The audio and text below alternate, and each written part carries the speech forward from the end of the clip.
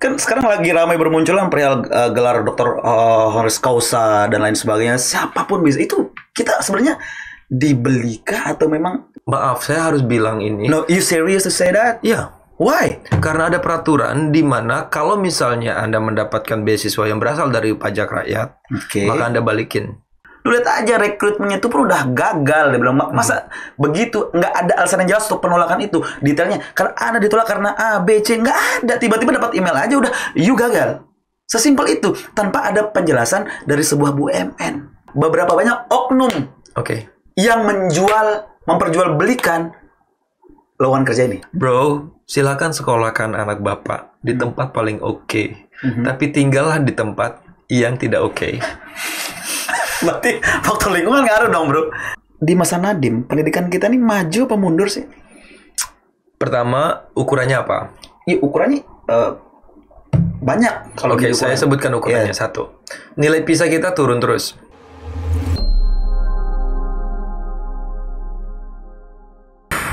Junet, akhirnya datang. Lama saya tunggu momen ini.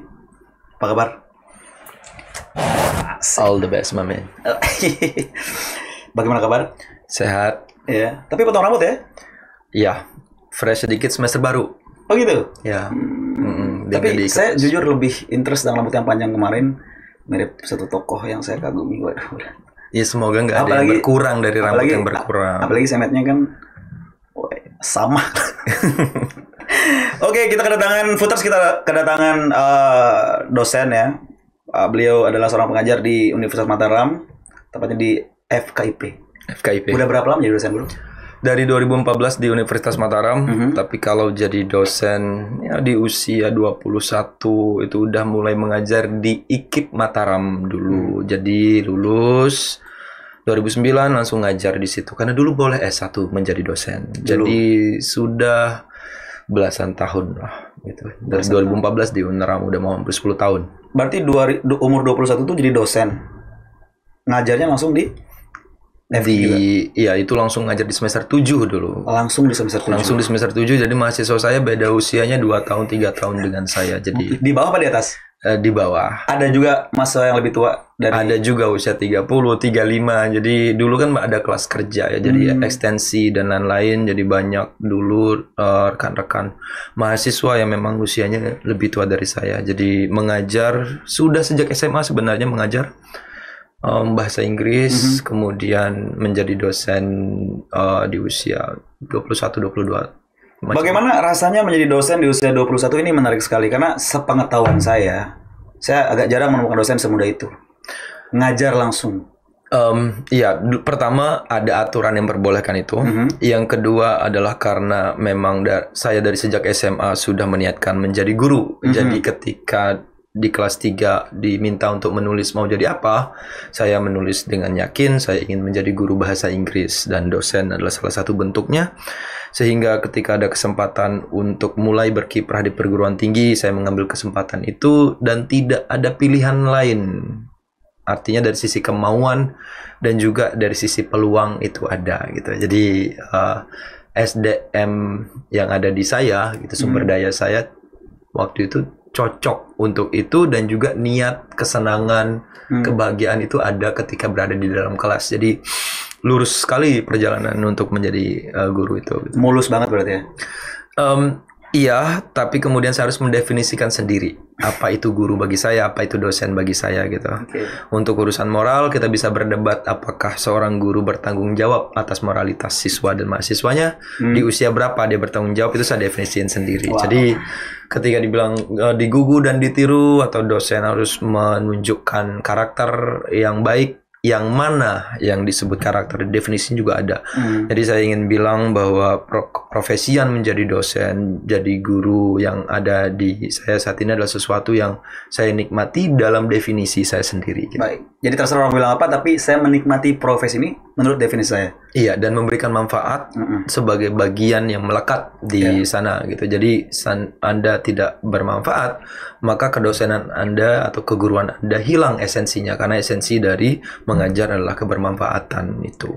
Bro, pernah saya baca sedikit cerita hidup bro ya, dan itu menarik sekali. Sekolah di Praia, menjadi siswa yang unggul, di sekolah gitu kan. Kayak sesuatu yang unik dari sejak sekolah dasar itu apa bro? Kok tiba-tiba seorang Junaidi anak kawasan Lombok Tengah gitu kan, pedesaan, muncul Mbak Mutiara gitu. Ini luar biasa. Yang pertama ada banyak hal yang ingin saya capai dan saya sangat bersyukur ada beberapa orang di lingkungan saya yang kemudian menganggap saya sebagai seorang teman diskusi yang cukup untuk membuat mereka belajar. Itu dulu. Lagi-lagi menjadi guru baik juga untuk teman dan lain-lain. Itu dulu. Tapi apakah itu bisa disebut mutiara? Semoga, saya aminkan. Yang kedua adalah perjalanan memiliki sense yang cukup untuk menjadi sumber daya yang bisa berguna bagi daerah atau bisa membahagiakan. Artinya saya bisa dengan sumber daya saya mengangkat keluarga saya misalnya. Itu perjalanannya berlangsung dengan sangat natural. Artinya saya sudah menyukai membaca dari sejak saya SD. Jadi dulu kalau misalnya kita jemur padi, apa yang akan Anda lakukan selain melihat padi dan menghalau ayam? Maka yang saya lakukan adalah harus ada buku. Karena tidak ada hiburan lain gitu. Dulu ada Game Boy untuk konsol dan lain-lain, tapi kemudian saya tidak bermain dengan itu. Itu di sela-sela itu kemudian membaca menjadi sesuatu bagian yang harus saya lakukan. Kesukaan mengetahui sesuatu, masuk ke dalam cerita dari sebuah karya fiksi misalnya, itu menjadi sesuatu yang saya sukai. Kesukaan membaca itu kemudian berlanjut ketika SMA, menyukai bahasa dan budaya dunia, berlanjut ketika SMA, sejarah dan lain-lain, sehingga kemudian mengambil peran sebagai pendidik, baik itu di dalam kelas maupun juga di luar kelas lewat media sosial. Akhirnya menjadi sesuatu yang saya sukai dan identitas saya gitu. Jadi perjalanannya dengan didorong oleh rasa suka atas proses itu. Tapi apakah kemudian itu berat? Relatif. Mungkin kalau misalnya orang yang melihat itu dan membandingkan dengan hidup dari individu-individu lain, maka akan terlihat, oh ini adalah dia melampaui aral lintang dan rintangan dan lain-lain gitu. Tapi kemudian itu relatif. Aral, rintangan dan lain-lain itu sesuatu yang relatif. Artinya saya tidak melihat itu sesedih bagaimana kemudian orang melihat itu. Tapi saya bersyukur bisa menjadi cerita yang masuk ke dalam otak mahasiswa saya, sehingga kemudian dia berkata, Bapak bagaimana dulu prosesnya gitu. Dan kemudian saya akan menceritakan proses itu sebagaimana apa yang terjadi dan berharap cerita itu menjadi perangkat pikir bagi mahasiswa-mahasiswa. Bro sangat unik banget bro. Bahkan pas ke bandara mau ke Australia aja naik pickup bro. Karena orang tua saya dan keluarga-keluarga saya tidak bisa naik mobil tertutup, nanti muntah Pak. Bukan karena kemudian kita tidak bisa menyewa mobil, tapi saya hidup di lingkungan yang hal-hal semacam itu bukan sesuatu yang harus dipikirkan. Artinya oke, ada pickup, naik pickup. Kemudian sesimpel itu. Kalau hujan ada terpal. Kalau misalnya kita harus cari mobil dulu, ribet Pak. Jadi kita tidak artinya mau dikungkung dengan keinginan-keinginan itu enggak gitu. Kemudian ada yang bilang kenapa harus sedramatis itukah gitu. Bukan, tapi karena memang kehidupan yang melingkungi saya adalah kehidupan orang-orang keluarga saya yang sangat saya sayangi, desa saya yang sangat saya sayangi adalah orang-orang yang ini yang ada gitu. Mari gitu. Makanya resiliensi di desa itu tinggi gitu. Enggak narak nih ya kadu. Nah itulah gitu. Apa yang ada ya tekawi. Iya tekawi luar biasa. Dan pada akhirnya bro selesai dengan gelar PhD. Iya 2022 bulan Desember, satu hari terakhir di usia 35. Wow. Tinggal dikit jadi 36. It matters. Jadi itu penting bagi saya karena memang ada target. Kita doktor di usia 35 itu. Doktor usia 35. Mungkin tiba-tiba muncul seorang doktor, ya kan? Baru nih seorang menteri hanya mengerjakan 20 bulan saja pendapat seorang Junet. Ada seseorang yang mengerjakan gelar doktornya dalam waktu 20 bulan. Iya. gelar itu didefinisikan. Dalam artian gelar master bisa diraih dalam 1 tahun di Inggris, bisa diraih 1,5 tahun di Australia, dan kemudian bisa diraih dalam 2 tahun atau 2,5 tahun dan seterusnya. Jadi dia untuk temporal atau waktunya itu didefinisikan seperti itu. Apakah kemudian UI boleh mengadakan itu? Tentu saja akhirnya kemudian mereka mengevaluasi itu. Ada standar SKS dari penyelesaian doktoral itu dan juga magister gitu. Ketika itu kemudian dipenuhi dalam waktu 20 bulan, tidak mungkin itu bisa dicapai dengan hitungan itu. Sehingga kemudian itu bisa dibilang bahwa definisi doktoral belum bisa didapatkan secara tepat. Sehingga kemudian itu harus dievaluasi. Kalau tidak, kita akan mengalami devaluasi atau penurunan nilai dari apa itu doktoral. Prosesnya, apakah doktoral misalnya harus bisa menelurkan sebuah teori, atau merombak teori, atau memodifikasi bagian tertentu dari teori. Itu target dari seorang dokter. Dan apakah dia sudah bisa, misalnya kita nggak peduli apakah dia misalnya udah pernah mencapai banyak hal dalam hidupnya, apakah dia pernah mendatangkan investasi yang besar bagi Indonesia, itu tidak relevan terhadap itu. Nah, yang relevan adalah apakah dia berkontribusi terhadap pertumbuhan pengetahuan di bidang yang digelutinya atau yang dipelajarinya gitu. Jadi untuk menjawab itu, saya bisa bilang bahwa UI tolong jangan jual murah gelar doktor itu, dan itu juga berlaku untuk semua universitas. Kan sekarang lagi ramai bermunculan perihal gelar doktor honoris causa dan lain sebagainya. Siapapun bisa. Itu kita sebenarnya dibelikah atau memang kita bisa minta kepada kampus untuk mendapatkan gelar-gelar tersebut? Terlebih lagi ini menjadi problem ketika Bahlil mendapatkan gelar doktornya hanya waktu 20 bulan, dan banyak komentar-komentar panas tentang ini, karena banyak yang mereka yang secara real mengerjakan doktor itu dalam waktu bertahun-tahun, lebih dari 2 tahun. Protes dong, ya kan? Iya. Apakah segampang itu kita katakanlah karena beliau seorang menteri gitu kan? Apakah karena beliau seorang menteri sehingga UI mempermudah proses itu?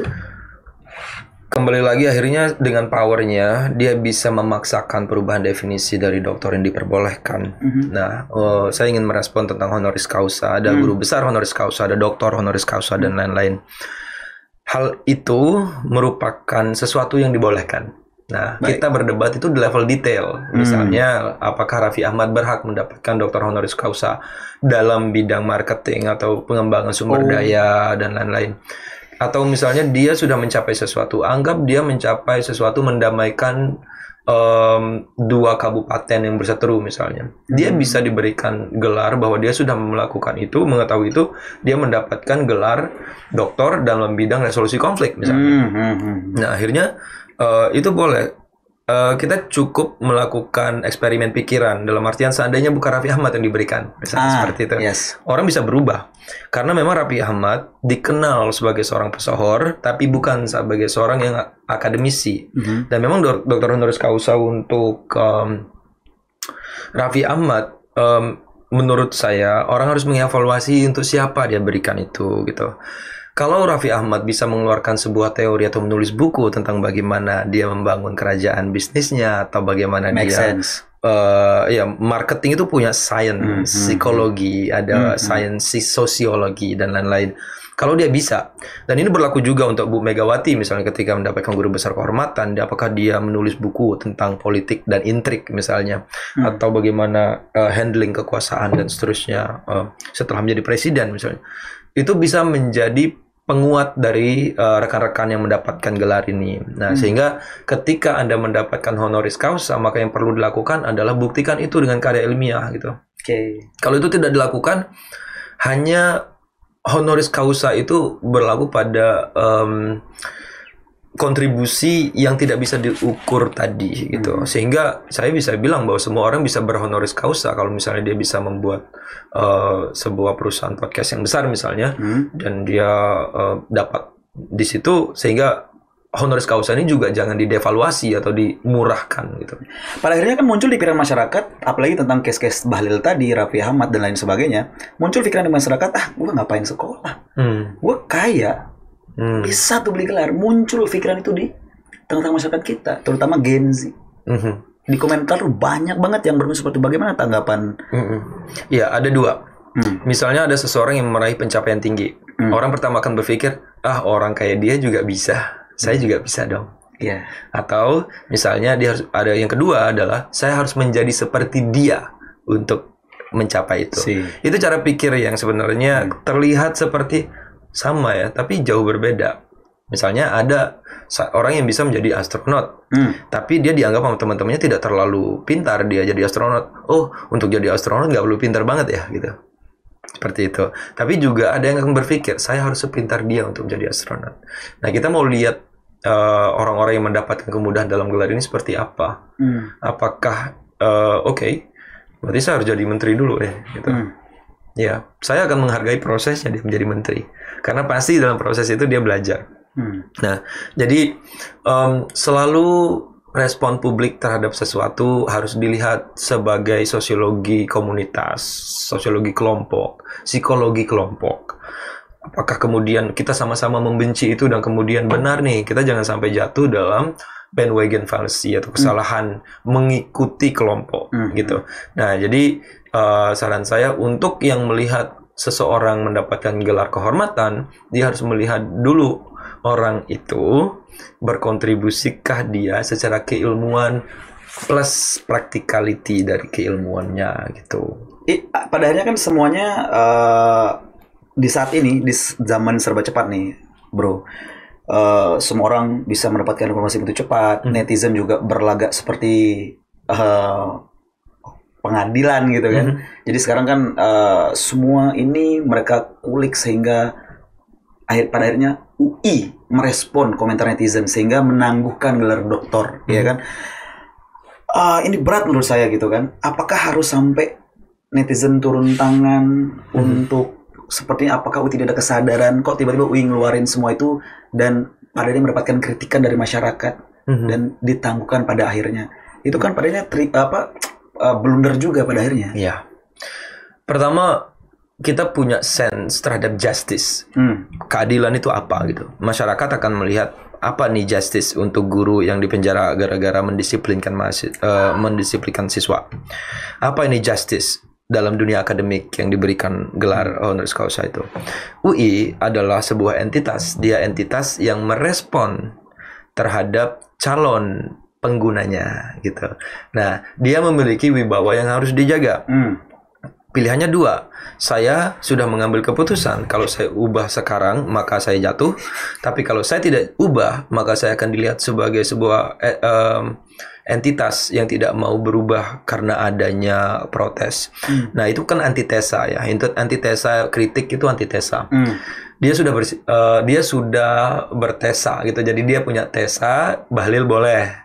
Datanglah antitesanya. Masyarakat bilang, oh nggak boleh gitu. Apa sintesisnya? Tangguhkan. Bentar lagi karena penangguhan nggak ada ujungnya, misalnya orang protes, ya cabut dong gitu. Itu kemudian bisa muncul sintesis yang berbeda. Nah, jadi apakah itu presiden yang buruk? Menurut saya sebenarnya buruk. Makanya hati-hati di langkah pertama. Orang bisa berubah. Keputusannya, sebuah organisasi bisa berubah keputusannya hanya karena adanya seperti pengadilan oleh publik gitu. Pengadilan oleh publik yang sebenarnya buruk dalam konstruksi itu, tapi kita juga harus melihat ada silver liningnya, ada sesuatu yang bagus dari situ. Bagusnya adalah kita menganggap realitas sosial media itu sebagai sesuatu yang akan berlangsung terus-menerus ke depan. Maka kemudian kita harus taruh pilar satunya lagi media sebagai penegak hukum gitu, atau pengadil, atau seorang yang berkontribusi dalam pengambilan keputusan hukum atau keputusan yang non hukum tapi juga memiliki dampak terhadap kemaslahatan publik. Jadi kita dorong. Masalahnya adalah walaupun kita mau mendorong itu, apakah para pengadil berupa netizen itu adalah orang-orang yang sudah terinformasi? Jumlah informasi yang beredar saat ini itu sangat dikit yang berupa kebenaran, truth atau correct information. Itu adalah sesuatu yang mahal dan jarang. Jadi yang beredar sekarang adalah begitu banyak asumsi, begitu banyak pernyataan yang muncul dari berlogika yang salah, atau sesuatu yang dimunculkan sebagai sesuatu yang merah, tapi padahal sebenarnya merah muda, merah marun. Sebenarnya dia itu memiliki shade merah yang sedikit, padahal dia itu putih gitu dan seterusnya. Nah, jadi nuansa dari informasi itu membuat kita kesulitan melihat nih truth-nya apa. Truth itulah yang dicari lewat metode ilmiah, melalui proses berpikir, lewat rasionalisme dan lain-lain. Nah, jadi dulu misalnya ketika mesin cetak pertama kali ditemukan oleh Gutenberg misalnya, buku itu menjadi sesuatu yang banyak beredar di kota-kota. Benar-benar istilahnya itu melambungkan bacaan, informasi, jumlah informasi dan lain-lain. Tapi buku yang paling laris nomor 2 setelah Injil adalah bagaimana berburu nenek sihir. Apakah itu sesuatu yang harus kita syukuri gitu? Nah, pada saat itu ternyata makin banyak informasi, maka makin besar juga kemungkinan informasi salah itu muncul. Ini kanal podcast, Instagram, YouTube dan lain-lain itu adalah kanal. Dia diisi dengan informasi. Tapi informasi itu membanjir, truth-nya apa gitu. Dan kadang-kadang truth itu menjadi sesuatu yang kemudian harus kita anggap rarity atau kejarangan, sesuatu yang jarang, kelangkaan. Tapi akhirnya kan misinformasi, disinformasi ini kan menjadi konsumsi di tengah masyarakat. Tentu dalam masyarakat yang punya kapasitas pendidikan yang cukup mantap, mereka mungkin bisa memilah mana berita hoax, mana berita yang non hoax, atau yang tadi kita bicarakan truth, ya kan? Nah, problemnya adalah masyarakat kita ini tingkat literasinya rendah, bro. Ya kan? Ini fakta. Bahkan siapa penulis Elizabeth itu ya, bla-bla itu namanya, kurang ingat. Sampai dia mengatakan pelajar Indonesia itu tidak tahu mereka sangat bodoh. Saking bodohnya mereka tidak bisa menjelaskan dirinya atau apa yang mereka baca, mereka nggak paham katanya. Itu kan sebuah penghinaan, bro. Iya. Nah, itu kah kita gitu? Iya, mungkin maksudnya Elizabeth Pisani ya. Elizabeth Pisani itu adalah seorang Indonesianis, artinya orang yang mengkaji tentang Indonesia dan mencintai Indonesia, hopefully. Ketika dia mengatakan hal semacam itu, dia banyak belajar, banyak menulis tentang kesehatan di Indonesia. Dia pernah bilang Indonesia itu seperti pacar bad boyfriend gitu, pacar yang buruk. Artinya kita ingin orang-orang tahu bahwa sebenarnya itu dia berhati emas.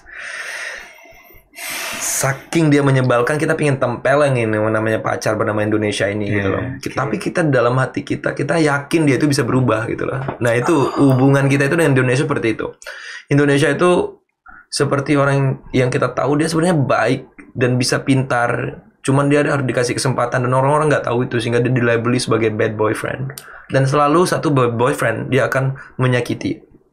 Iya kan, artinya banyak menyakiti, negara itu banyak menyakiti. Tapi kita selalu akan percaya bahwa dia bisa berubah dan seterusnya. Bisa jadi menyakiti masyarakatnya juga. Iya, itu dulu. Jadi yang kedua, masalah kemudian komentar dari Elizabeth Pisani itu, dia tidak mengetahui bahwa dia terbelakang misalnya.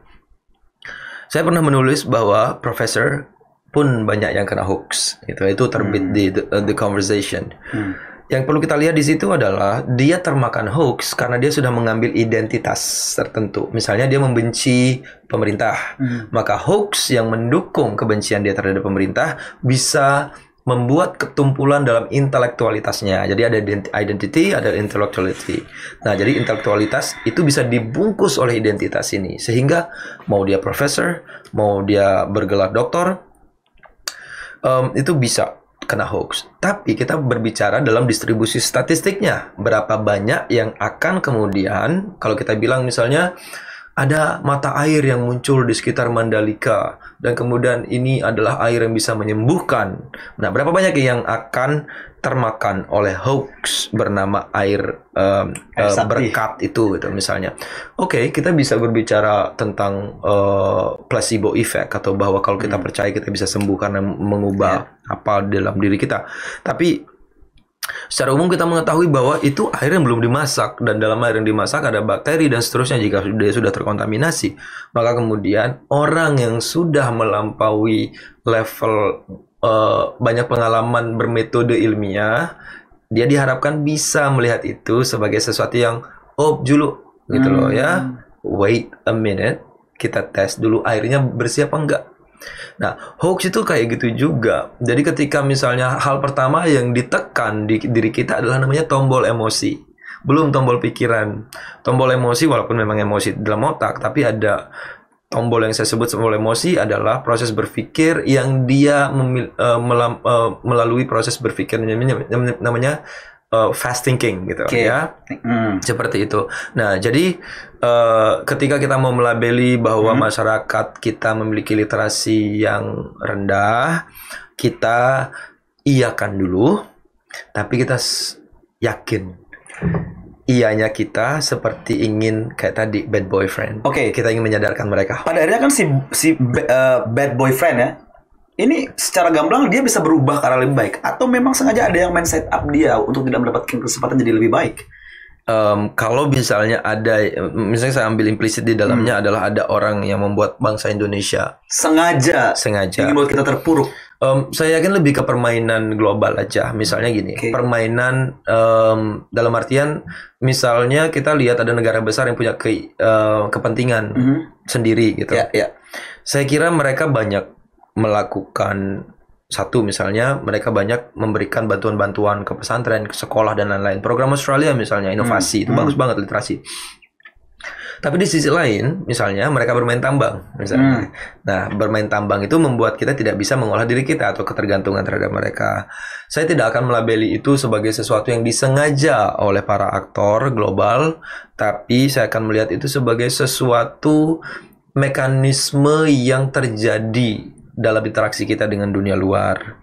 Nah, interaksi dengan dunia luar udah terbukti membuat kita makin pintar, kita semakin belajar dan lain-lain. Jadi, saya tidak melihat bahwa ada setup atau ada semacam kekuatan yang membuat orang Indonesia itu sengaja dibodohkan. Oke. Kita berangkat dari sana ya. Tapi pada faktanya pendidikan kita ini dicap gagal. Pendidikan kita nih masih bisa dikatakan gagal. Karena sepanjang umur Indonesia ini kita masih stuck berada di titik ini. Itu karena berarti kan pendidikan kita ada masih global dong. Kalau kita berkaca kepada negara-negara yang katakan maju, ya kan? Indonesia dengan kekayaan alamnya, dengan keragaman budayanya, dengan orang-orang intelek di dalamnya, masih berkutat dalam debat-debat yang tidak jelas. Itu bahkan tidak memberikan satu impact yang bagus buat pendidikan kita, ya kan? Contoh sedikit bro, seperti Bro Junet. Bro Junet adalah orang yang sangat luar biasa. Tapi Bro Junet sendiri belum mampu merubah sistem itu di lingkup kecil Bro Junet sekarang. Karena kan yang kita lakukan outputnya. Iya kan? Karena saya pernah melakukan sedikit riset kepada mahasiswa-mahasiswa baru. Saya tanya, bro tujuan kamu kuliah apa? Nggak ada, nggak dia ngupi-ngupi di kampus. Bro, apa tujuan kuliah? Nara, daripada di Bali tersilih si Ina. Artinya, dang. Saya mau merespon tentang pendidikan kita berada di titik mana. Mengukur pendidikan kita itu udah banyak yang mencoba. Kita bisa lihat nilai ujian nasional, kita bisa lihat nilai PISA yang menurut saya cukup representatif. Saya juga bisa melihat ini dari apa bedanya kita di tahun 45 ketika kita merdeka dengan sekarang. 95% masyarakat kita atau mungkin lebih ya buta huruf pada saat itu. Saat ini apakah kita masih banyak buta huruf? Banyak, tapi tidak se-95 itu. Tidak semasif dulu gitu. Nah, artinya ada orang-orang tua yang masih berusia mungkin usianya udah 65, mungkin belum sempat belajar baca, sehingga mereka adalah angka buta huruf itu. Yang saya ingin katakan adalah perubahan pendidikan itu nyata, bahwa orang bisa membaca, lebih banyak yang bisa membaca daripada tidak bisa membaca, itu bukti absolut bahwa pendidikan itu berubah. Tapi yang kita maksudkan di sini tentu saja bukan masalah bisa membaca. Bukan masalah bisa baca, bisa menghitung. Bisa memahami bacaan dan kemudian menggunakan bacaan itu untuk menjadi sumber daya yang bisa diandalkan oleh industri dan juga oleh publik, karena kita harus melihat nih perbedaannya. Tapi nanti kita bahas yang bagian yang itu. Kemudian tentang orang-orang yang di kuliah tadi dan juga saya ingin kaitkan dengan adanya individu-individu hebat. Apa kurang hebatnya orang Indonesia kalau kita ambil individunya?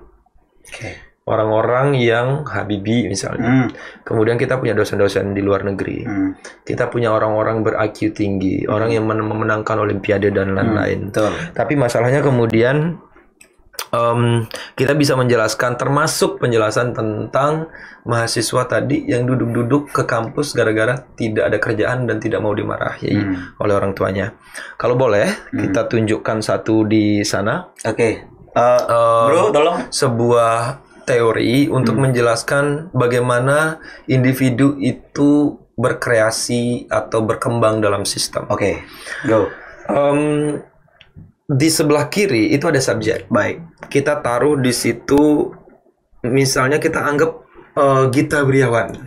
Gita Wirjawan sebagai pencerita di Indonesia, mantan menteri, orang hebat, orang pintar, akademisi, dia bisa menjelaskan konsep-konsep tertentu, dia suka sejarah, dia bisa seni dan lain-lain. Kenapa kemudian dia tidak bisa serta-merta mengubah sistem pendidikan? Iya. Nah, pertama adalah kita butuh ribuan atau puluhan ribu atau ratusan jutaan, ribu Gita Wirjawan atau jutaan untuk bisa bergerak. Nah, tapi kita taruh di situ Pak Gita punya outcome di ujung sana sebelah kanan, di outcome ada tulisan outcome itu luarannya, dan kemudian ada sense dan meaning, dan dalam lingkaran itu ada objek. Kita gabungkan semua itu menjadi tujuan.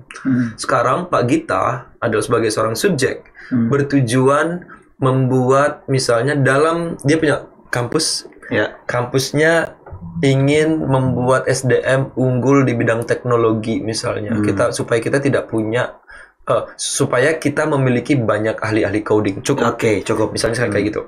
Nah, dia udah memakai itu di outcome dan objek. Jadi Pak Gita bergerak menuju membuat orang-orang menjadi pintar coding.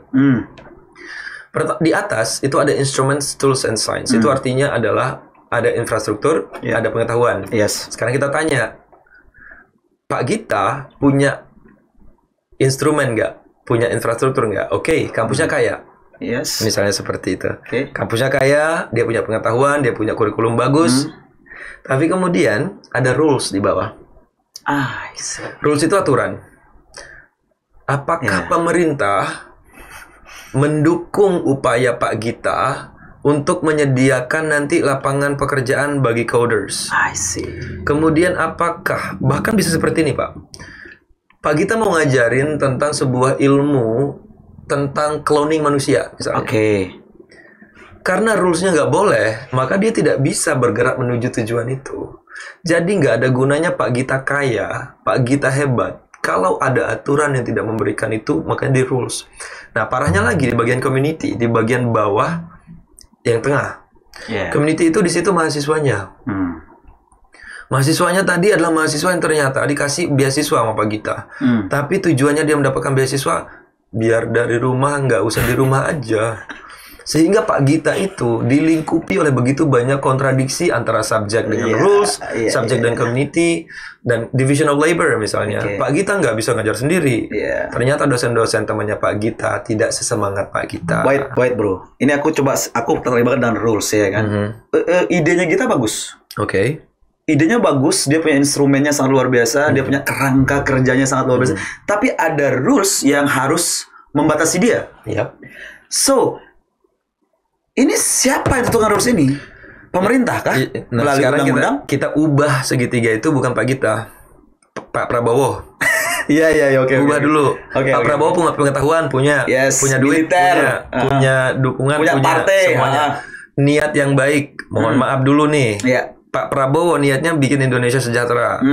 Tapi apakah ternyata ada selain Indonesia sejahtera? Misalnya Pak Prabowo selain bikin Indonesia sejahtera, saya ingin buat teman-teman saya sejahtera juga gitu.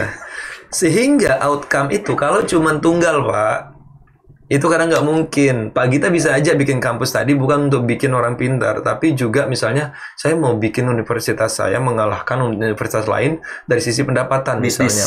Ya, itu memberikan contoh saja ya. Saya tidak mengatakan Prabowo atau Pak Gita itu memiliki cabang-cabang motif. Baik. Nah, jadi kalau mau ngelihat sesuatu, lihatlah dari satu orang itu dalam lingkup itu. Lingkup subjek. Ternyata subjek Prabowo, tapi di division of labor, di mana dia membagi tugas itu. Division of labor itu istilah dalam Marxisme by the way. Ternyata menteri-menterinya nggak sama tujuannya, sehingga dia terjadi chaos terjadi kontradiksi antara subjek dengan division of labor. Nah, Pak Prabowo mau mesejahterakan masyarakat dengan bantuan banyak orang, tapi ternyata di community dan division of labor-nya hancur juga, misalnya belum bisa terbangun. Maka kita harus lihat, ganti lagi segitiganya menjadi Pak Guru di sebuah sekolah dasar di Kuranji misalnya. Ini itu bisa dibuatin, satu orang Indonesia dibuatin satu kayak gini. Termasuk saya mau menutup dengan mahasiswa yang tadi ke kampus cuman ngopi dan kemudian dia ke kampus karena orang tuanya akan memarahi dia kalau dia nggak kuliah. Berarti motifnya dia, motif itu maksud saya itu outcome, objek tadi, sense dan meaning itu disatuin jadi motif. Nah, motif satunya adalah saya ke kampus ingin melepaskan diri dari kemarahan orang tua. Kedua, saya ingin ketemu my romantic interest atau orang yang saya sukai di kampus. Yang ketiga, saya pengen ketemu sama teman-teman saya. Yang keempat, saya ingin belajar. Kalau motif tertingginya adalah saya ingin belajar, terserah kalau temannya tadi tempatnya dia tertarik itu, cewek yang dia minati tadi, ternyata udah pulang. Jadi dia tetap belajar, Pak. Tapi kalau misalnya dia ke kampus karena ingin melihat itu, nanti dia udah tidak punya motif lagi, Pak. Jadi seorang mahasiswa tadi, dia harus dibenerin dulu motifnya. Membangun motif ini kan nggak gampang, bro. Motivasi itu sesuatu yang selalu dianggap internal. Tapi sebenarnya gini, motivasi saya untuk belajar kuat, misalnya saat ini adalah bukan karena internal, tapi karena eksternal. Jadi dibentuk dia, sesuatu yang internal dalam diri manusia selalu terbentuk oleh yang eksternal. Misalnya, Anda rajin bekerja, dianggap bahwa motivasi bekerjanya tinggi. Tapi yang membuat Anda bekerja karena anak, karena istri, karena bahwa tidak bekerja itu diomongin orang. Jadi kita bisa bilang motivasi itu di dalam diri, tapi sebelum dia masuk ke dalam diri, dia harus ada dari luar dulu. Maka motif itu dibentuk juga oleh segitiganya orang lain. Artinya kan akan terus crash, akan terus chaos. Dan itu kunci dari perkembangan. Sekarang gini, Pak Prabowo, dia tidak memiliki menteri yang pas. Chaos. Ada kontradiksi antara subjek dengan community dan pembagian tugas di division of labor. Maka yang terjadi di sana adalah Pak Prabowo harus bisa mengatasi chaos itu dengan cara mengganti, dengan cara menegur, dengan cara saya pernah dengar bahwa Pak Prabowo suka juga ini menegur dengan sentuhan lembut di pipi misalnya ya. Nah, jadi itu cara untuk mengatasi kontradiksi. Nah, makanya kita melihat ini ya, saya berharap ini cara berpikir setiap orang. Jadi kalau misalnya Anda sendiri nggak bisa. Tapi artinya kan gini, bro. Sehebat apapun instrumennya, ya kan? Sehebat apapun kerangka kerjanya, Anda punya sign, tapi ketika rules, community dan division of labor-nya itu bermasalah, berarti kita akan begini-gini aja dong. Yang tadi kita bisa mengatasi itu nggak gitu. Kita nggak bilang bahwa ini tidak bisa diatasi. Saya mengatakan bahwa kalau mau cari masalahnya, lihat semua elemennya. Contoh, ketika masalahnya tadi adalah hanya di rules, bikin aturan, ya kan, kayak gitu, maka dia bergerak menuju development. Jadi saya mau menutup segitiga ini dengan bilang bahwa kunci dari sebuah perkembangan adalah kemampuan kita mengatasi masalah yang muncul di situ. Tidak ada masalah, tidak ada tension, tidak ada contradiction, maka tidak ada development. Bayangin Pak, kita nggak akan pernah bisa menjadi pribadi yang lebih berkembang kalau kita nggak pernah punya tantangan. Itu intinya sebenarnya dari ini. Dan ini berasal dari teori yang sebenarnya psikologi filsafat Cuman sekarang dia terlihat seperti materi kuliah yang tidak menarik. Cuman karena dia tidak dijelaskan dengan cara yang menarik gitu. Jadi siapapun yang menjadi subjek, maka lihatlah sama siapa Anda bekerja. Artinya kan gini, bro. Banyak anak-anak muda kita di NTB menerima beasiswa gratis kuliah ke Poland, ya kan, ke Malaysia, ke Australia, ya kan. Mereka juga punya satu buah bayangan nanti saya akan seperti ini loh. Tapi ujungnya mereka akan terkendala oleh sebuah rules. Iya kan? Tidak. Misalnya rules-nya adalah jadi gini, di manakah letak lowongan pekerjaan itu di dalam ini? Rules dan kemudian ada di situ sense community-nya juga gitu. Nah, tapi sorry, saya potong dulu. Akhirnya begini. Kenapa saya coba di dalam kepala saya mengatakan berarti output pendidikan itu adalah untuk memenuhi kebutuhan industri. kita jangan melihat industri dan kemudian berpikir bahwa itu bukan hal yang mulia. Satu. Yes, tapi kan pada faktanya mereka itu kebanyakan mayoritas itu begitu mereka selesai dari kuliah mereka dihadapkan dengan suatu kenyataan, yaitu biaya hidup. Oke, ya. Iya kan? Kita mau ambil, tidak mau, suka tidak suka, ya. Mereka nanti ketika mereka tertekan dengan bagian itu, mereka merelakan, dia anggap aja jurusannya A kuliah, tapi karena dia menghadapi sebuah tekanan, ya kan, di dunia nyata, dia akhirnya mau kompromi dan bekerja di jurusan D. Oke. Which is dia harus mulai lagi, baru belajar lagi gitu. Oke. Dan ini yang terjadi di Indonesia. Kita ambil kasus-kasus, misalnya kasusnya itu satu di antara 5.000 kasus, misalnya di mana saya lulus di bidang pendidikan misalnya, dan kemudian saya akhirnya bekerja di bidang finance. Atau yang lebih banyak terjadi adalah saya belajar teknik informatika, ya. Kemudian saya harus bekerja menjadi seorang clerk atau seorang customer service misalnya, seperti itu. Di mana saya bisa menemukan pekerjaan yang bisa menampung skill saya gitu. Kita bisa lihat, ada kok di Malaysia, ada kok di Jakarta, ada kok di Surabaya. Nah, nyari nggak? Kalau nyari, maka kemudian tadi dia besar tuh di motifnya, ingin bekerja sesuai dengan passion. Sekarang ada motif lain, saya mau bekerja asalkan di daerah saya. Bisa aja dia bekerja di bidang lain, tapi elemen tadi bekerja di daerah saya itu terpenuhi. Nah, kita sudah tahu Pak masalah ketidaksesuaian antara latar belakang pendidikan dengan bekerja itu di mana gitu.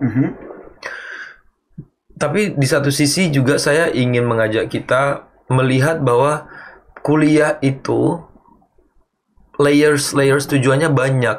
Misalnya untuk bekerja dan untuk satu lagi berkembang sebagai seorang manusia, sebagai individu. Misalnya nih, saya kuliah, jurusan saya adalah pariwisata di Poland. Apakah ketika saya kuliah di pariwisata saya harus kerja di pariwisata? Mungkin terdengar seperti harus, tapi bagaimana kalau saya diminta untuk mengajar bahasa Inggris di sebuah kampus, dan kemudian dengan itu saya mau ngambil S2 dulu nih gitu, S2 lagi nih di supaya rulesnya kita ubah nih, boleh non S2 pendidikan bahasa Inggris untuk ngajar bahasa Inggris misalnya, seperti itu. Ya, nggak bisa. Oke. Ternyata dia selama di Poland itu belajar banyak, misalnya tentang bagaimana menggunakan teknologi untuk menyusun rencana pembelajaran, misalnya kayak gitu. Jadi kemampuan dia berliterasi informasi ketika S2 di luar negeri itu tertransfer langsung di kemampuan kita untuk menyusun sebuah program pendidikan. Nah, bukan tidak mungkin Pak. Artinya adalah ketidaksesuaian itu nyata memang ada, tapi dan itu besar bro. Besar. Tapi apakah kemudian orang yang memang lulus dari sebuah institusi di level S2, dia itu tidak terpakai di level-level yang serumpun gitu loh. Nah, jadi harus kita lihat bahwa ketidaksesuaian antara gelar lulusan dengan kemudian tempat bekerja itu iya masalah, tapi ada hal lain. Tidak mungkin sejumlah orang yang masuk ke dalam jurusan PPKN itu menjadi guru PPKN semuanya. Orang udah hitung-hitungan, Pak. Oke. Jadi buat apa jurusan-jurusan banyak itu, Bro? Kalau misalnya UNRAM setiap tahun dia wisuda 2 kali. UNRAM secara annual ya kan. Dia wisuda 3 atau 4 kali kalau nggak salah ya? 4 kali. 4 kali dalam setahun. Artinya sekali wisuda itu ada 500 bahkan ribuan. Oke. Jadi setiap 4 saya kurang tahu, tapi anggap 3 tempat. Anggap 2 lah ya kan. Jadi artinya bukan hanya UNRAM doang di tahun yang sama masalahnya. Ada UNRAM, ada UIN, ada Muhammadiyah, ada UNU, ada NW, bla bla bla, ada banyak lah kalau kita totalin semuanya. Pertanyaan saya adalah daya serapnya kecil. Kita berkompromi. Iya, daya serapnya kecil, sehingga apa yang menjadikan anak-anak yang kuliah di luar negeri itu akhirnya nggak mau balik lagi ke Indonesia, karena mereka sudah sadar bahwasanya penyerapan tenaga kerja di Indonesia itu di level yang serumpun tadi sangat rendah. Artinya masa-masa LPDP, yang dapat LPDP kan diprotes tuh, karena mereka diem di sana karena mereka declare, wah kami diam aja di sini karena di sini jelas. Di Indonesia negara kami nggak jelas. Oke. Pertama untuk yang di LPDP dan masih di luar negeri, berarti dia kerja di sana. Pertama dia dapat dolar di sana, di rumah barunya. Yes. Oke, atau rumah kedua lah. Gitu. Rumah kedua Indonesia tetap your bad boyfriend is waiting for you. Oke. Di rumah kedua Anda dapat dolar, balikin dulu duit. Oh man. Maaf, saya harus bilang ini. No, you serious to say that? Iya. Why? Karena ada peraturan di mana kalau misalnya Anda mendapatkan beasiswa yang berasal dari pajak rakyat, maka Anda balikin. Anda balik gitu. Nah, Anda harus balik. Wait. Saya potong dulu. Mereka kan bayar pajak juga masalahnya. Ada hak dong. Kalau mereka perdebatkan, iya, gua bayar pajak juga, bro. Kita mau lihat apakah beasiswa luar negeri itu hak atau hak atau privilege. Oke, coba. Kalau dia adalah privilege, maka apakah kalau misalnya dia bayar pajak, ya udah duit pajak Anda seberapa, Anda memakai itu gitu. Kalau itu adalah hak, oke, bisa dilihat itu sebagai hak. Sekarang kita pakai eksperimen pikiran. Semua orang LPDP nggak wajib balik karena itu hak. Oke, baik. Terus? Maka apa yang terjadi di Indonesia? Brain drain atau keluarnya otak-otak pintar itu keluar. Jadi if you hate something, imagine that it doesn't exist, and if you love something, imagine that it is the fact for everybody. Artinya adalah kalau kita menyukai sesuatu, anggap menyukai ide bahwa LPDP nggak boleh pulang, bayangin semuanya nggak pulang. So artinya kan ini kan menjadi tantangan, bro. Ini tantangan, harusnya tapi kita kan balikin. Ketika ada orang-orang yang protes seperti itu, artinya kan rules-nya harus diperbaiki dan mulailah menata agar mereka tertampung. Iya, oke. Saya sebelum itu, makanya rules-nya kita buat supaya ada yang bisa menampung. Itu yang dilakukan oleh Indonesia. Itu kenapa kita disuruh berwirausaha. Itu kenapa kemudian kita disuruh membuat lapangan pekerjaan. Itu dimana kita membuat kampus supaya ada tempat mengajar. Banyak orang yang belum kuliah, Pak. Ya, angkanya di 39%, saya kurang ingat, tapi intinya adalah di bawah 50% orang kuliah. Dan itu ketika nanti dia kuliah di jurusan apapun, kita perbanyak kuliah, ada orang-orang yang di luar negeri bisa mengajar. Dan juga dia bisa membuat perusahaan sendiri gitu. Jadi antara kita disediakan aturannya dan kedua kita membuat aturan kita sendiri atau membuat tempat cangkang berkreasi kita sendiri gitu. Itu yang harus kita lakukan bersama. Benar bahwa Indonesia belum sempurna dan mungkin tidak akan ada negara sempurna itu. Tapi kita bisa mendekati kesempurnaan itu gitu loh. Yang kedua, saya ingin merespon tadi kenapa kemudian saya bilang balikin duitnya. Ketika kita 1 jam di luar negeri, seorang pencuci piring bisa mendapatkan duit 500.000 di weekend. Dia kerja misalnya 1 jam. Per jam biasanya. Per jam. Ya. Anggaplah misalnya dia kerja 4 jam, berarti 2 juta di weekend. Anggap dia, 4 jam misalnya ya. 4 jam 2 juta. Kemudian dia seharian nih. Bayangkan dia bekerja di tempat lain selain mencuci piring. Berapa banyak duit yang dia dapatkan di sana. Kenapa saya bilang balikin duitnya? Bukan berarti semua duit harus dibalikin. Kita bisa mengatur supaya uang yang dikembalikan untuk Indonesia itu bisa membantu orang lain yang ingin kuliah.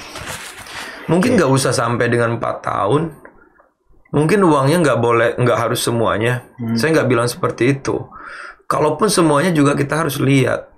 Tapi fundamentalnya adalah ketika Anda berangkat dengan sesuatu yang disebut hak tadi, yang hampir 1 miliar biayanya kalau Anda kuliah di Australia misalnya, atau di Inggris atau di Amerika. Anda ambil duit 2 tahun 2 miliar misalnya, atau 1,5 miliar. Maka kemudian ada duit itu sebenarnya bisa dipakai di tempat lain kalau nggak berangkatin Anda. Oke, baik. Kemudian dia di sana diem. Dia mendapatkan uang 50 juta lebih per bulan. Dalam waktu 1 tahun berapa yang dia dapatkan? Kalau dia dapat 2 tahun berapa dia dapatkan? Iya, banyak. Sehingga kemudian dengan mendapatkan uang sebanyak itu untuk dirinya sendiri. Kalau mau dibilang misalnya, oh saya kan kirim duit juga ke keluarga di Indonesia. Saya akan tanya, teman-teman TKW itu nggak ngirim duit ya? Gitu. Saya nggak menyamakan ini atau misalnya membuat itu. Maksud saya adalah kalau misalnya mau berargumen di bidang itu, argumennya bisa aja dengan mengatakan seperti ini. Saya di luar untuk menaikkan net present value saya. Saya bisa bekerja di kampus luar negeri dan kemudian suatu hari saya pulang ke Indonesia, maka saya akan membangun Indonesia dengan saya berada di luar negeri terlebih dahulu. Iya, maka tulislah di argumen. Makanya sekarang Kementerian Pendidikan Tinggi misalnya ingin membuat peraturan itu. Iya, tapi alasannya apa? Kalau sudah jelas dia bisa menjadi dosen di luar negeri atau bekerja di perusahaan-perusahaan besar dan kemudian berjanji pulang dalam waktu 5 tahun, kenapa enggak? Saya hanya protes terhadap orang yang sudah menganggap hak untuk kemudian dia diberangkatkan ke luar negeri, ambil 1,5 miliar dalam waktu 2 tahun dan kemudian tidak memiliki sense untuk kemudian memakai keilmuannya di Indonesia dengan alasan bahwa di kantor kelurahan masih fotokopi KTP. Maaf, Anda yang harus pulang untuk membuat itu sudah tidak KTP lagi, tidak fotokopi KTP lagi. Emang Anda pulang terus tiba-tiba semuanya sudah berubah? Enggak, Anda yang pulang buat mengubahnya gitu loh. Enggak men, komennya gini bro, komennya begini. Ini komen realnya ya. Mereka itu bukan soal itu kadang-kadang, nggak begitu banyak. Itu kan cuma sekedar candaan biasanya. Tapi yang paling real adalah masalah nepotisme, bro. Nepotisme di mana? Iya, apabila mereka lulus dari luar negeri anggap ya, mereka ingin apply ke salah satu perusahaan besar di negara kita, baik swasta ataupun non swasta. Pertanyaannya adalah, katakanlah BUMN, iya kan? Ingat case BUMN kemarin yang bermasalah nggak? Masalah rekrutmen, iya kan? Kayak iseng-iseng aja gitu, kayak kan mereka udah tahu di negara kita udah banyak pesanan, udah banyak yang masukin ponakannya, iparnya. Itu senjata mereka untuk terus bertahan di luar negeri. Saya nggak tahu apa ini benar, tapi feeling saya begitu. Dan saya baca di komentar pun banyak yang begitu. Bro, you masuk BUMN nggak segampang itu. Lu lihat aja rekrutmennya itu pun udah gagal. Dia bilang, masa begitu? Nggak ada alasan yang jelas untuk penolakan itu. Detailnya, karena Anda ditolak karena A, B, C. Nggak ada. Tiba-tiba dapat email aja udah, you gagal. Sesimpel itu, tanpa ada penjelasan dari sebuah BUMN. Artinya, kekecewaan mereka ini harus kita tampung juga dong. Masa sekelas negara tidak mampu mengakomodir masalah yang sudah berlarut-larut? Apa-apaan bro, katanya sih. Nepotisme ada di mana-mana. Tapi ini parah, kalau di sini lebih parah gitu. Iya, jadi kita mau bilang itu bagian dari budaya kolektif, salah juga ya. Karena kadang-kadang budaya itu selalu di-image-kan, dicitrakan sebagai sesuatu yang wajib baik gitu ya. Padahal kita bisa tahu bahwa ada memang cara kita melihat keluarga itu alasannya gini. Karena saya percaya sama dia keluarga saya, berarti dia bisa kerja sama saya gitu. Jadi itu sesuatu yang nggak meritokratik ya. Oke, itu dulu satu. Kedua adalah mengenai berapa banyak orang yang masuk ke sebuah perusahaan yang merupakan keluarga dari orang di perusahaan itu tanpa dites. Ya, jadi itu dulu. Sebentar, sepotong sebelum saya lupa ya bro. Benar, itu satu ya, benar kan? Seberapa banyak? Tapi sini masalahnya bukan itu juga bro. Ada lagi masalah kedua, yang jual beli posisi dan lowongan kerja. Oke, lowongan. Dua masukin ya bro ya. Berapa banyak keluarga yang bekerja di perusahaan itu? Yang kedua adalah beberapa banyak oknum. Yang memperjualbelikan lowongan kerja ini. Kalau kita bisa ambil datanya, maka kemudian kita bisa kita udah tahu kok yang kita lakukan. Yes. Mengambil orang untuk bekerja di perusahaan kita harus berdasarkan banyak. Jadi technical skillnya gimana? Yes. Etos kerja gimana? Yes. Kemudian komitmen dia bagaimana? Gaji yang diminta berapa dan seterusnya, banyak banget. Itu idealnya. Maka kemudian yang kita lakukan adalah kriminalisasi terhadap nepotisme. Benar ada kemudian itu karena dia lari dengan misalnya posisi-posisi tertentu kan, kalau misalnya ada suap itu adalah tindak pidana. Itu kita lakukan. Tapi kalau itu merupakan alasan untuk tidak kembali, satu kali lagi Pak, saya bilang, Anda kalau nggak kembali, satu, tulis di mana Anda akan berkarya di luar negeri. Kedua adalah, kalau misalnya Anda tanpa menulis itu dan kemudian ingin diam saja di luar negeri karena misalnya Anda, saya mau di luar negeri, mau kerja di pertambangan aja deh, dan itu bukan, misalnya nggak sesuai bidang nih. Dia ikut ditambang apa di Australia misalnya. Duitnya gede. Maka kemudian Anda berada di sana 10-15 tahun menjadi diaspora, itu sebenarnya bisa kok nyumbang balikin duitnya sekian persen untuk berangkatin orang Indonesia Orang lain ya. Ya. Oke sih. Itu ya, biar ini biar clear. ya, biar Yes. clear. Dan Berarti ada penyelesaian dong. saya sangat ingin gitu diundang untuk orang-orang berbicara dengan orang-orang yang mendukung ide biarin orang di luar gitu. Iya, oke. Berarti aturannya adalah bayangin semua orang di luar. Gitu. 5 tahun, 10 tahun. Orang-orang pintar Indonesia akhirnya kosong. Iya, jadi ada real itu brain drain. Gita Wirjawan yang kita sebut tadi, Gita Wirjawan itu selalu bilang bahwa nggak apa-apa dia di luar, tapi kayak gitu. Namanya net present value atau nilai dari seseorang ketika dia ada gitu di situ. Oke, lanjut dengan yang tadi ya. Ketika saya masuk misalnya di sebuah perusahaan dan kemudian karena saya punya gelar S3 kemudian menjadi wakil direktur, maka saya sebagai lulusan luar negeri akan bilang, nanti ketika wawancara kita umumin yuk nilainya. Siapa tuh yang punya ide? Orang yang baru keluar dari luar negeri yang ngelihat di luar negeri itu meritokratik berdasarkan kemampuan. Terus kalau misalnya orang yang tadi punya pengalaman di luar negeri melihat meritokrasi itu nggak pulang, siapa yang mau ngubah di kantor itu, Bapak? Jadi, I see. Tolonglah. Jadi kalau misalnya mau bilang Indonesia itu belum baik, ya siapa juga yang mau menyekolahkan Anda kalau misalnya Indonesia baik tanpa Anda gitu loh. Kan Anda disekolahin biar bikin Indonesia itu menjadi negara yang sedikit lebih baik. Tapi begini Pak, kita ngitung net present value seseorang itu bisa kok. Ada. Metodenya ada? Ada binomial regression teknik dan lain-lain. Walaupun itu sangat rumit variabelnya. Kita bisa melihat orang ini mau balik apa enggak nanti. Bisa, ada tekniknya. Saya pernah bahas itu. Tapi yang kita perlu lihat di situ adalah ada peraturan. Misalnya begini. Orang boleh di luar kalau dia punya argumen kuat. Dia kerja di mana, dia membuktikan dengan tawaran dan seterusnya. Just stay there gitu. Yang lain silakan pulang, maka aturannya jelas.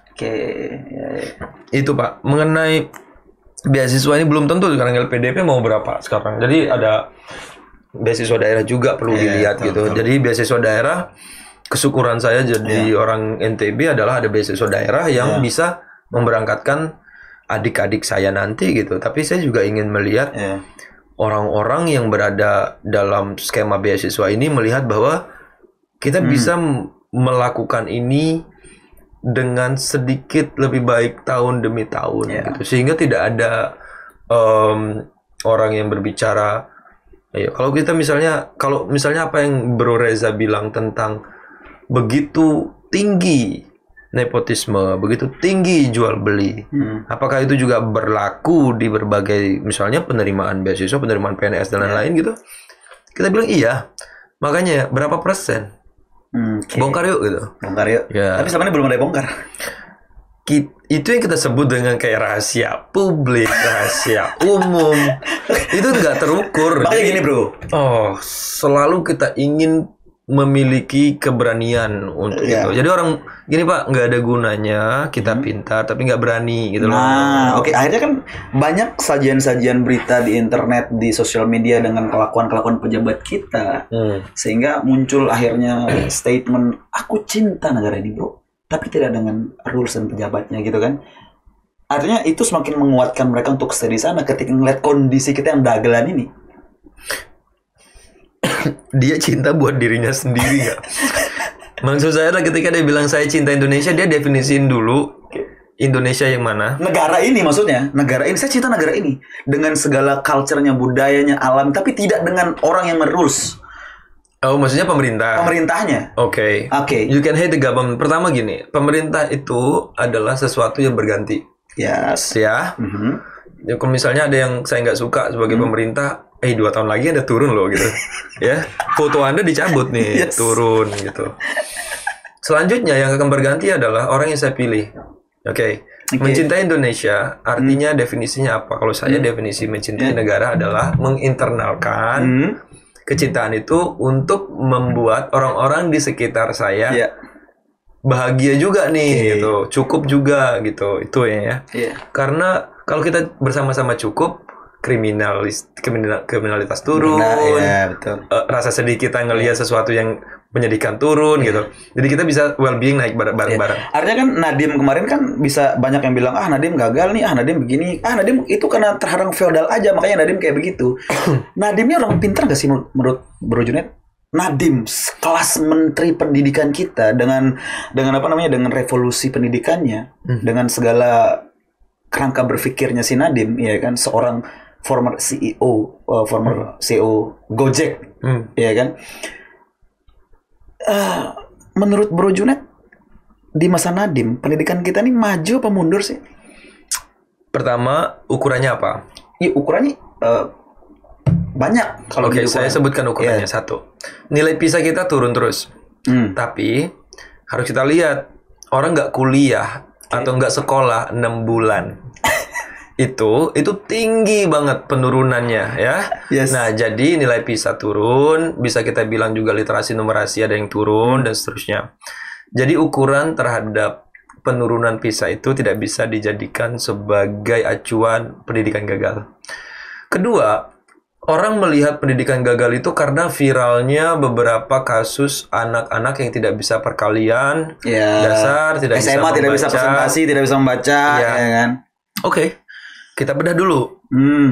Di sekolah itu, dalam satu kelas 30 orang misalnya. Berapa banyak yang nggak bisa 15 bagi 5? Banyak apa sih? Oke. Sebentar dulu, Pak. Kalau misal 15 bagi 5 di anak SMA, dia banyak gitu misalnya, kita harus penelitiannya. Saya nggak pernah menemukan dari ratusan ribuan artikel yang saya baca tentang angka orang nggak bisa 15 bagi 5. 15 bagi 5 tinggi di SMA. Oke. Kita bisa tanya, kita bisa taruhan. Saya nggak bilang itu minoritas, Pak. Minoritas. Itu minoritas. Yes, untuk 15 kali 3. 15 bagi 3. 15 bagi 3, betul. Nah, maka begini, kita udah tahu kok kita punya masalah matematika, kita udah tahu kok kita punya masalah orang ngebaca grafik itu sulit gitu loh. Nah, apakah itu kurikulum Merdeka yang punya salah? Apakah itu kemarin karena kita nggak sekolah beberapa bulan ya, bahkan sampai dengan setahun gitu lebih. Kemudian apakah itu juga karena pemimpinnya Nadiem? Lihat segitiga yang tadi.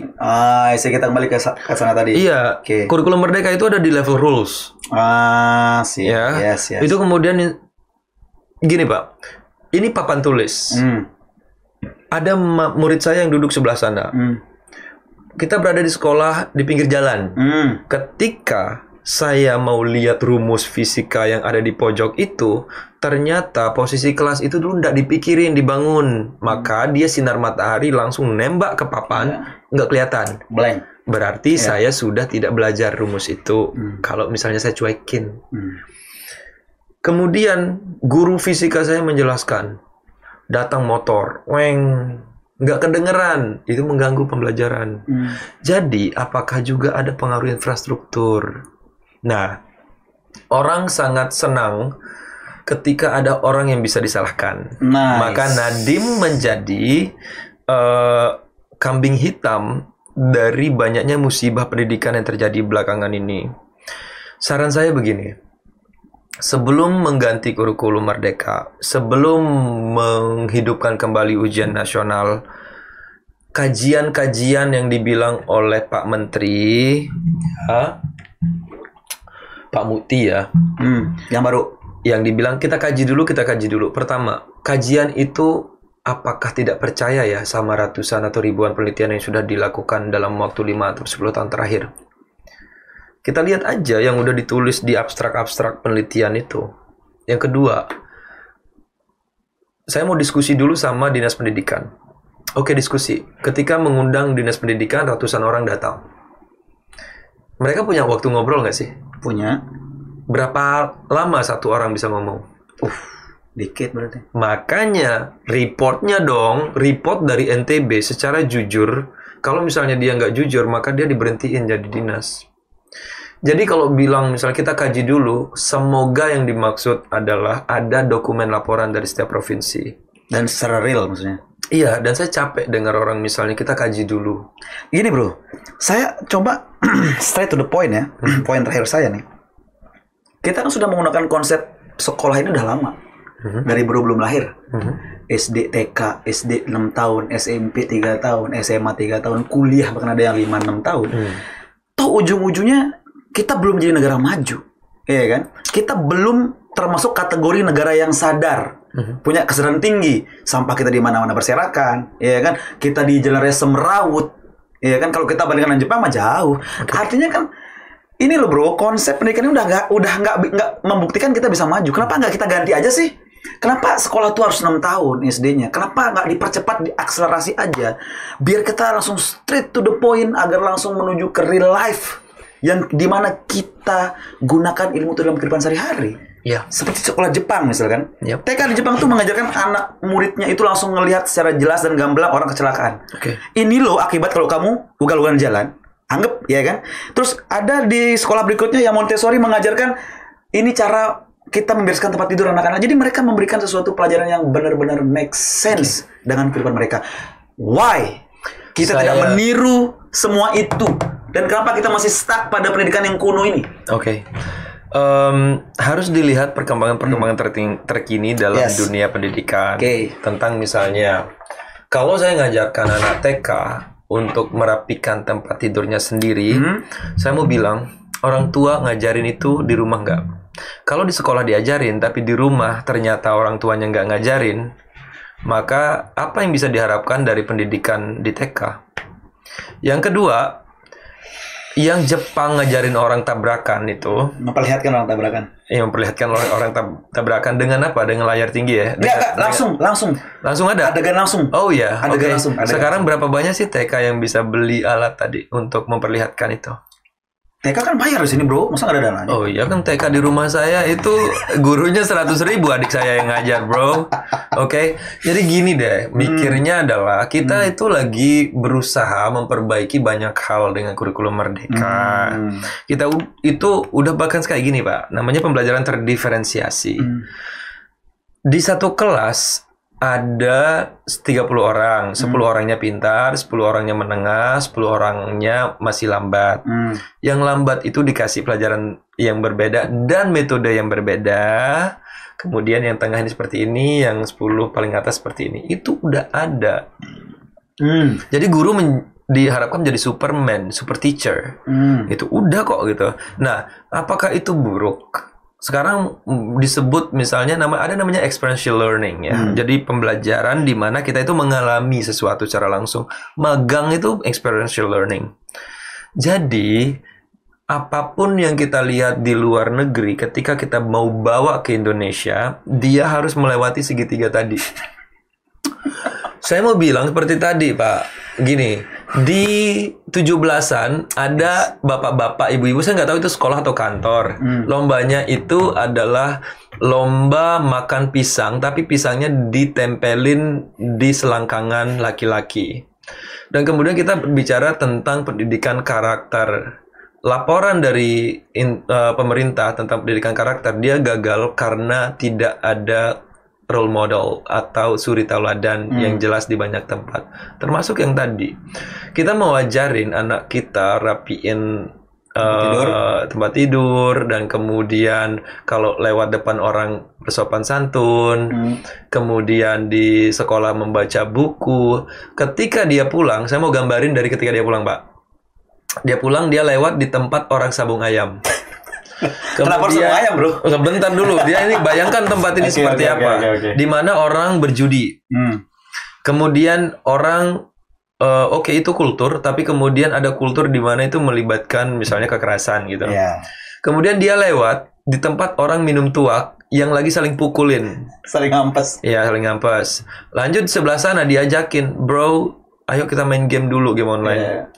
Nyampe rumah, lapar, di rumah, itu kemudian orang tuanya misalnya belum masak. Bukan, dia orang tuanya di situ menggunakan kata-kata yang tidak pantas ketika ngomong. Oke. Nah, jadi it takes a village to raise a child. Artinya adalah butuh satu desa untuk bikin orang pintar gitu, untuk membesarkan anak. Bro, silakan sekolahkan anak bapak di tempat paling oke. Tapi tinggallah di tempat yang tidak oke. Berarti faktor lingkungan ngaruh dong, bro. lingkungan itu lebih kuat dari biologi. Saya mau jelasin. Mau dijelasin nggak? Oke. Part 2. No man, jadi gini, oke.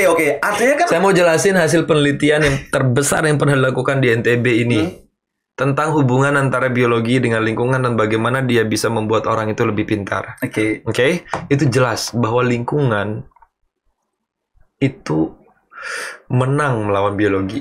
Anda mau stunting terserah, tapi Artinya lingkunganmu bagus. Iya. Stunting Sehat Anda ya, itu bisa berkurang. bisa dia dimitigasi dampak stunting itu. Artinya kan begini Pak, kalau kita tidak tahu lingkungan itu faktor terbesarnya, kenapa kita tidak menciptakan lingkungan yang seperti itu? Oke, balik lagi Pak ke segitiga tadi. Oke, saya nggak mau. Oke, setiap kali segitiga itu muncul, yang saya pikirin begini, gimana sih yang pertama gitu? Kita mau banyak duit dulu, misalnya lewat tambang. Nih tambang. Oke, tambang itu dikelola bener-bener. Ada nih buat beliin simulasi tabrak orang tadi. Minimal buat nyewa orang lah ya. Buat nyewa orang dari stuntman. Ya stuntman, terus ada mobil brek. Iya, kan dia bisa aja ternyata dia profesinya menjadi stuntman, Pak. Dia TK. Iya. Pekerjaan baru. Dia yang tadi dia udah olahraga di gym dan Anda bisa jadi stuntman. Bro, saya lupa. Ini kan ini bukti nyata terjadi. Bro, inget nggak iklan KB dimulai dari tahun berapa? Tahun 90-an udah ada. Lebih, Bro. Pasti udah ada KB yang visualnya itu kayak dari tahun 70-an. Kayak lukisan gitu Bang sih? Kartu menuju sehat namanya. KMS. Kartu menuju sehat itu ada gambar-gambar ini, itu KB-nya juga dan seterusnya. Tahu nggak, Bro? KB itu saya rasa berhasil iklannya, Bro. Maaf, itu zaman ketika orang menyusui belum di blur. Betul sekali, susunya masih putingnya masih kelihatan. Makanya dulu kan anak masih kecil. Menyusui Pak, bukan puting ya. Dia menyusui. Oke, itu belum di blur, tolong ya. Iya, artinya kan dulu kita masih muda ngeliat itu kan. Artinya iklan KB itu dari dulu, era dulu banget. Dan akhirnya terpatri sampai sekarang di otak-otak gadis-gadis yang udah jadi ibu sekarang. Nggak mau punya anak lebih dari 2, Bro. Saya kira bukan karena KB, Pak. Bukan. Sedikit tidak dia ada trigger dong. Karena iklan-iklannya ngeri-ngeri, Bro. Child free. Child free. Anda kalau punya anak susah bla bla. Iya kan? Akhirnya mereka mentok sekarang punya anak 2. Nggak kayak orang tua-tua kita dulu. Anaknya 6, 15, 12, mati 7. Mati. Kenapa? Karena kesehatan ya. Artinya kenapa enggak? Takdir. Ya, artinya kenapa tidak? Hal-hal yang seperti KB itu digalakkan di dunia pendidikan kita. Apa misalnya? Contoh misalkan dari hal sederhana aja. Kenapa anak-anak ini tidak diajarkan dari sejak kecil hal-hal yang relate dan kehidupannya dia? Oke, kita ajarin satu ya.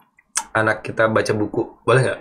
Nah kan? Atau mau yang lebih yang lebih simpel? Bagus itu malah baca buku, artinya biar literasi lebih tinggi. Iya, baca buku satu. Kan faktanya kan anak kita suka baca buku sekarang. Dengan anak main HP di usia 2 tahun, kalau nggak dikasih HP nangis, maka akan terjadi short attention span. Ada masalah dengan konsentrasi anak.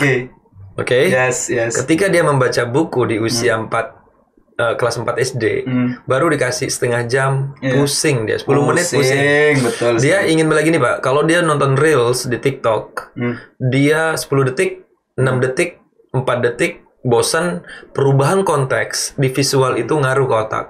Ketika dia di buku kan cuma satu konteks. Ya udah itu tulisan, ceritanya itu gitu. Nggak ada tiba-tiba paragraf 1 tentang dancing. Tiba-tiba produk ini lucu-lucuan dan sebagainya. Nggak ada. Perubahan konteks itu berbahaya. Sehingga nanti saya yang khawatirkan adalah adanya gangguan berpikir, kesulitan belajar dan seterusnya. Nah, kita mau ajarin baca. Apakah di sekolah ada budaya di mana kita mewajibkan setiap anak harus menyelesaikan 10 buku fiksi terkenal dari angkatan Balai Pustaka sampai Pujangga Baru misalnya. Dia harus menyelesaikan buku Salah Asuhan. Dia harus sudah selesai bukunya Hatta. 10 nih atau Pramudia misalnya. Wajibkan yuk. Yes. Dan saya yakin Kalaupun diwajibkan, anak-anak akan memakai ChatGPT untuk mencari summary-nya ketika dia dites. Yes. Berarti kan ada ini juga, berarti ada tantangan juga tentang teknologi Ada, sekarang. tapi kita juga harus begini Pak, dalam artian untuk menumbuhkan kecintaan pada buku dan bacaan yang serius, yang kita harus lakukan adalah di keluarga tempelin tuh di tembok-tembok. Oke. Ada bacaan. Ketika tidur dan dia mau main HP, lepasin dulu, nangis dikit mungkin gitu. Mohon maaf ya kalau saya terdengar seperti sangat tahu bagaimana mengatasi anak yang tantrum. Tapi bisa nggak sih anak yang masih bisa dibantu ini dibacain buku gitu? Berarti ada peran dari orang tua juga. Ada, makanya again Pak, silahkan kuliahlah di tempat, sekolahlah di tempat terbaik seperti gini. Bawa TK Jepang itu taruh di Jempong. Di BGP. Taruh di Jempong. Oke. Kemudian pulanglah dia. Lewat Ketika masuk di mobilnya, lewatlah dia di lampu merah yang dilanggar terus. Iya. Kemudian apa yang dia lihat? Oke. Itu yang dipelajari, Pak. Oke, memang ini berarti takdir kita menjadi negara seperti ini. Saya nggak mau bilang ini takdir. Yang ini sesuatu yang bisa diubah. Makanya saya selalu melihat dulu kita itu buang sampahnya. Gini dah, di Jakarta itu kalau main ke Jakarta tahun misalnya, atau gini dah, sorry, Jakarta 2007-2008 sampah full di kalinya. Sekarang bisa kita lihat dengan kepemimpinan dari gubernur demi gubernur demi gubernur. Lihat Mataram, Pak. Kali Jangkok bersih mana sekarang sama dulu? Betul sekali. Dulu sampahnya dikit. Oke. Tapi seperti itu gitu. Nah, maksudnya gini. Tadi saya dalam perjalanan ke sini, saya lihat begitu banyak pedagang di pinggir jalan. Ekonomi hidup. Bergiat gitu. Tapi apa dampaknya? Dulu kita lihat sampah plastik itu kalau misalnya ya ada bungkus jajan yang agak mahal gitu, kayak kita pengen nangis lihat siapa yang makan ini. Betul. Sedikit cuman itu aja. Sekarang itu semua plastik, semua kata dan lain-lain. Bersiaplah untuk menjadi orang tua yang setelah dia pulang dari sekolah menunjukkan sesuatu juga ke anak gitu loh. Maka lihatlah segitiga tadi. Yes. Saya itu di dosen, Pak. Jadi dosen ngajarin anak yang dia pendidikan bahasa Inggris tapi belum tahu bahasa Inggrisnya akan lupa dia. Mungkin ya kurang air putih. Bawalah air putih itu kampus biar oksigen ngalir dikit biar nggak lupa. Karena kampus nggak nyediain air minum gratis masalahnya. Kalau dia nyediain 5 menit dia habis. Orang ngisi dan lain-lain. Oke, bro. Di Politeknik ada tuh di salah satu kampus di sebuah kampus itu menyediakan galon dan kemudian anak-anak bawa tumbler tuh dengan berbagai levelnya tumblernya. Ternyata kampus itu bisa menyediakan itu karena memang dia begitu kaya. Saya tahu dia kaya karena kegiatan yang saya cuma punya 1 juta aja dananya di kampus saya gitu. Tiba-tiba dia punya kayak 15 juta gitu. Jadi duitnya banyak untuk bisa seperti itu. Tapi ya gitu, tukang galonnya memang untung tuh banyak. Bro, ini last bro ya. Kita udah sejam ngobrol, sejam lebih. Dan ini masih sangat seru banget untuk kita bahas. Belum kita bahas UN lagi. Belum bahas, ini part 2 bro. Last bro, kalau seandainya seorang Ahmad Junaidi diberikan kesempatan jadi menteri, anggap aja kita ngayal dulu. Tapi saya yakin bro bisa ke arah sana. Saya yakin sekali. Diberikan kesempatan menjadi seorang menteri 5 tahun ke depan. Sebutkan satu yang akan bro revolusi. Singkat aja. Di sebuah kelas 30 orang, kalau ada 5 orang yang belum bisa lancar baca, 5 orang yang belum bisa lancar berhitung, saya akan kasih program bagi guru honor yang paling gak dapat duit di sana untuk ngasih kelas ekstra supaya dia bisa ngangkat hidupnya anak yang paling terbelakang, dan saya akan melaksanakan program itu sesemangat Prabowo melaksanakan program makan siang bergizi gratis. Artinya adalah program itu program yang membantu anak paling tertinggal, orang yang paling tidak diuntungkan karena mungkin dia dulu lahir stunting, di rumahnya nggak diajarin baca, ketika main di sekitarnya orang-orang juga nggak peduli. Jadi saya jika kemudian memiliki kekuatan untuk itu, yang akan saya pertama bantu adalah guru honornya dapat kesempatan untuk kerja ekstra dan duit ekstra. Anak yang paling tidak terbantu itu juga bisa maju seperti orang-orang yang sudah beruntung dapat les dan lain-lain, tapi juga tidak meninggalkan kemampuan bagi anak-anak kita yang punya gifted ability atau dia punya bakat yang luar biasa. Mereka juga difasilitasi. Nah, sehingga filsafat pendidikan yang saya akan gaungkan di situ adalah benar-benar leave no one behind. Dan pendidikan itu diberikan dengan terdiferensiasi. Yang mungkin akan menjadi masalahnya adalah orang bilang ketiadaan dana untuk melakukan itu. Kalau Anda bisa punya uang untuk ngasih makan semua siswa Indonesia setiap hari dan bergizi, yang mana setiap paket itu minimal 50.000 Pak. Kalau untuk bergizi 25 itu masih di 8 sama 15 bro. Ya, 15 ya. Bisa-bisa aja misalnya 30. Tapi lakukan pengajaran pada orang-orang yang masih tertinggal dengan semangat yang sama ketika kita ingin menggaungkan makan bergizi gratis sampai bikin sebuah badan khusus untuk itu. Ya, itu dulu. Selebihnya tentang pendidikan guru, tentang rombak kurikulum, tentang posisi ujian nasional, tentang posisi asesmen nasional, dan kemudian program-program pengadaan buku di desa, program pembuatan perpustakaan yang tidak harus jadi perpustakaan tetapi menjadi pusat belajar, itu nanti dulu. Saya cuma ingin bantu orang-orang yang kemarin atau siswa-siswa, mahasiswa yang saya tahu dia itu tertekan sekali ketika berada di dalam kelas karena dia adalah anak-anak atau mahasiswa paling tertinggal. Jadi program itu leave no one behind. Tapi itu hanya akan bisa dilakukan kalau orang sesemangat makan bergizi gratis untuk melakukannya. Jadi ya semoga ada perubahan di sisi itu. Oke bro, terakhir singkat aja bro. Makan siang gratis atau menyejahterakan guru honorer? Tidak bisa singkat ini, sedikit aja ya, boleh? Dikit aja. 1 menit. Makan bergizi gratis lakukan dulu piloting dulu, lihat dulu di satu provinsi atau beberapa sekolah. Tapi guru honor rapikan manajemennya dan sejahterakan. Anda sudah berjanji bulan Oktober ini mau naikin 2 juta gajinya tiap guru itu. Tapi mungkin lagi disipin. Maksud saya adalah guru itu dia tidak berkorelasi antara gaji guru dengan peningkatan siswa, tapi dia berkorelasi dengan kehadiran di sekolah dari guru. Tapi itu hanya akan bisa terjadi kalau minimum gajinya terpenuhi dulu gitu loh. Ya. Nah, jadi tolong guru disejahterakan dulu, minimal primernya terpenuhi, dia tidak harus pakai kerjaan lain. Dan kemudian untuk makan bergizi gratis dicobakan dulu di beberapa tempat, apa yang salah di situ diperbaiki. Kalau terlalu mahal, biarin dah dia makan di rumah. Siap. Ahmad Junaidi, thank you. Oh man, thank you so much banget. Ini obrolan yang sangat seru. Kita ketemu di next part.